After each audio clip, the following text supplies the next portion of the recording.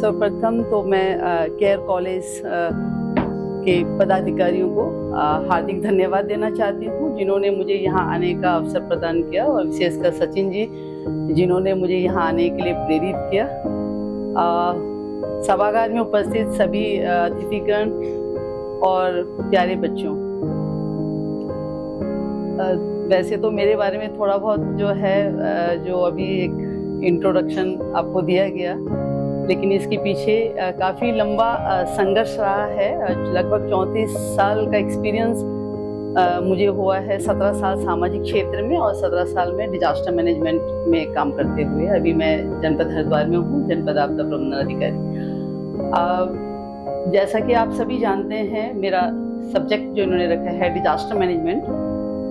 तो मध्य हिमालय क्षेत्र में अवस्थित आप सभी जानते हैं कि जो हमारा स्टेट है उत्तराखंड, वो विभिन्न प्राकृतिक और मानव जनित आपदाओं के लिए अति संवेदनशील है।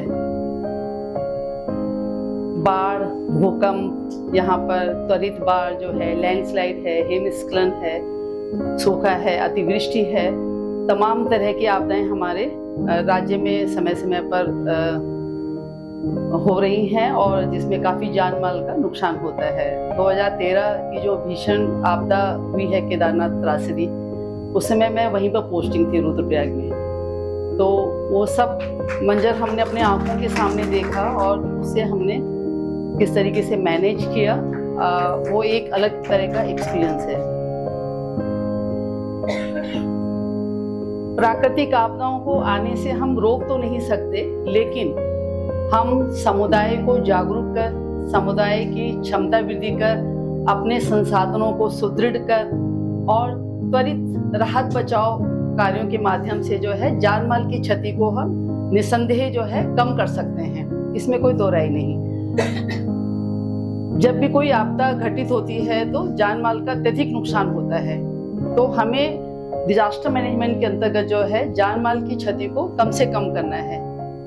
तो इसके लिए हम डिजास्टर मैनेजमेंट को 3 चरण में देखते हैं: डिजास्टर से पहले, आपदा से पूर्व, आपदा के दौरान और आपदा के पश्चात। आपदा से पूर्व जो है हम लोग समुदाय को, विभिन्न स्टेक होल्डर को जो है जागरूक करने का कार्य करते हैं, प्रशिक्षण देने का काम करते हैं, उनकी कैपेसिटी बिल्ड करते हैं और डिजास्टर मैनेजमेंट प्लान बनाते हैं और उसको एग्जीक्यूट करते हैं। समय समय पर बैठकों के माध्यम से इस तरीके से हम जो है पूर्व के चरण में काम करते हैं। आपदा के दौरान जब कोई आपदा घटित हो जाती है अकस्मात, तो त्वरित राहत बचाव के माध्यम से जो है जान माल के नुकसान को कम करने की हमारी उसमें चेष्टा रहती है। और आपदा के पश्चात जो है पुनर्वास और राहत बचाव कार्य लगातार जारी रहते हैं, और उसके पश्चात जो है विकास की फिर से एक पुनः प्रक्रिया जारी होती है कि जो पहले से हमारा जो इंफ्रास्ट्रक्चर था उसको हम कैसे पहले से बेहतर बनाएं। तो इस प्रकार से ये डिजास्टर मैनेजमेंट का एक साइकिल है। और दूसरी तरफ एक कंसेप्ट है डिजास्टर मिटिगेशन का, न्यूनीकरण का, कि हम आपदा से होने वाले नुकसान को कैसे मिनिमाइज करें। उसके लिए हमें क्या मिटिगेशन मेजर्स लेना चाहिए पहले से। जो भी हमारे सेंसिटिव प्लेस हैं, सेंसिटिव इंफ्रास्ट्रक्चर्स हैं, उनको हम कैसे जो है पहले से कुछ ऐसे उपाय कर लें ताकि अगर आपदा आई भी तो हमारा नुकसान कम से कम हो। एक तरफ है कि हम लोगों को जो है डेवलपमेंट की तरफ भी ध्यान देना होगा।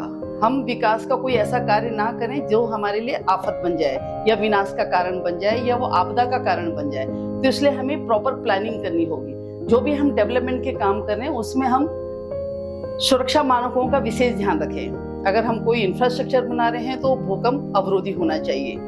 अगर हम कोई भी पुल, पुलिया, सड़क बना रहे हैं तो उसमें हमको गुणवत्ता का विशेष ध्यान रखना होगा, या हमें जो वहाँ पे सेफ्टी मेजर्स जो है पर्याप्त मात्रा में रखने होंगे ताकि जो है नुकसान कम हो। तो हर डेवलपमेंट प्रक्रिया में हमारे हर विभाग के अंदर जो है डिजास्टर मैनेजमेंट को इनबिल्ट करना होगा। इसीलिए हम कहते हैं कि हर विभाग को अपना डिजास्टर मैनेजमेंट प्लान बनाना चाहिए। दूसरी तरफ है कि डिजास्टर मैनेजमेंट को जो है हमें अपने व्यवहार और आदतों में लाना होगा। हम जापान से सीख सकते हैं कि वहाँ कितने ही अर्थक्वेक आते हैं लेकिन वहाँ पे जानमाल की क्षति बहुत कम होती है। और हम अभी देख रहे हैं कि हमारे यहाँ कोई आपदा नहीं है तो हम थोड़ा सा बेपरवाह हो जाते हैं, लेकिन हमें ये कभी नहीं भूलना चाहिए कि हमारे खतरे हमारे तरफ चारों तरफ मंडरा रहे हैं। अर्थक्वेक कभी भी हो सकता है, कभी भी हैवी रेन हो सकता है, फ्लड आ सकता है, त्वरित बाढ़ आ सकती है। तो कभी भी आपदा घटित हो सकती है। तो हमें अपनी जानकारी, हमें विभिन्न आपदाओं में क्या करें क्या ना करें, डूज एंड डोंट्स, वो सब हमें देखना होगा। हम जिस घर में रह रहे हैं क्या हम वहाँ पे सुरक्षित हैं? अगर अचानक अर्थक्वेक आ गया तो क्या हम अपने आप को सुरक्षित कर पाएंगे? अपने घर के अंदर हमें अपने परिवार को, अपने आप को कैसे सुरक्षित रखना है, और फिर हमें अपने समुदाय को भी कैसे सुरक्षित रखना है। तो यह जो है पहले से हमें बिल्कुल अलर्ट होना है और जानकारी अपनी रखनी है और उसको अपने व्यवहार में परिवर्तन करना है। मैं एक एग्जांपल देती हूँ। कई बार हमें जानकारी होती है लेकिन उसको हम व्यवहार में नहीं उपयोग करते हैं। हमें पता है कि हेलमेट हमारे लिए कितना इम्पोर्टेंट है। जब हम टू व्हीलर चला रहे होते हैं, हमारी सुरक्षा के लिए मैंने कितने इंसिडेंट देखे कि अगर हेलमेट पहना होता तो जान बच जाती, लेकिन हेलमेट नहीं पहना था तो मौके पे ही जो है कैजुअलिटी हो गई। तो कई बार हमें जानकारी रहती है लेकिन फिर भी जब हम दुपहिया चलाते हैं तो हम हेलमेट नहीं पहनते हैं। तो एक छोटी छोटी जो सावधानियां हैं वो रखनी बहुत जरूरी है, तभी आप अपने आप को सेव कर पाएंगे।